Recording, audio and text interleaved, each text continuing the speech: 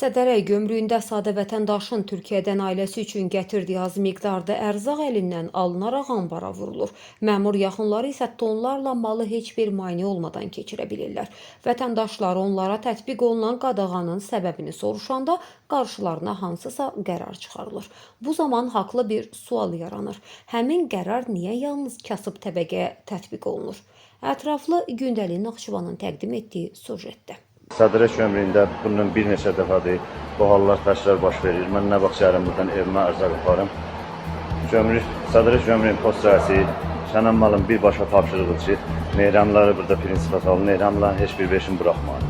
Vətəndaşı bu qədər alçatmaq olmaz, vətəndaşı bu qədər pis vəziyyətə qoymaq olmaz. Gətirdiyim ərzaqların əksəriyyətini vurublar ambara. Bundan 3 dəfədir ki, ay ərzində gedirəm Türkiyədən ərzaq gətirim evimə. O ərzaqlar hələ də Sədərək gömrüyü ambarında yatırılır.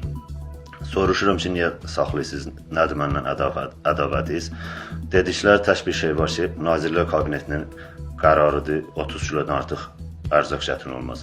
Mənim də gətirdiyim 5 nəfər yoldaşıq 150 kilo ərzaq gətirmişik. O ərzaqlar qoyduqları 30 kilo palajinə uyğun gəlmişik. Sadəcə bəhanələr budur ki, deyək ki, 5 kalbasa gətirmirsən, 1 kalbasa gətirmirsən, sən nə eləməlisən? Ancaq dedikləri budur ki, Nazirlər Kabineti belə qərar verir. Bəs mənə maraqlıdır, Nazirlər Kabineti qərar verəndə sadəcə mənim üçün kasıb vətəndaş şunu verir. Bəs Vüqar Əliyev, komitə sədri, sürdüyü 50 minlik maşın, oturduğu 200 minlik ev, onu quru maaşla alıb, Nazirlər Kabineti ona baxmır.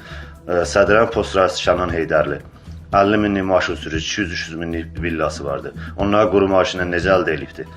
Bəs Nazirlər Kabineti ona baxmır, ancaq bizlərə baxır. Şahin Bağırovun milyonluq mülkləri, malikanələri, maşınları, bunları görmürlər. Sadəcə bizim gətirdiyimiz 5 dənə qalbasanı görürlər.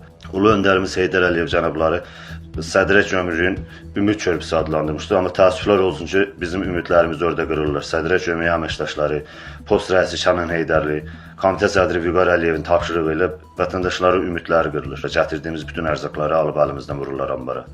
Xahiş edirəm aidiyyatı qurumlardan bunu nəzarətə götürsünlər, maraqlansınlar. Bəsdir də bu qədər vətəndaşı bezdirməzlər.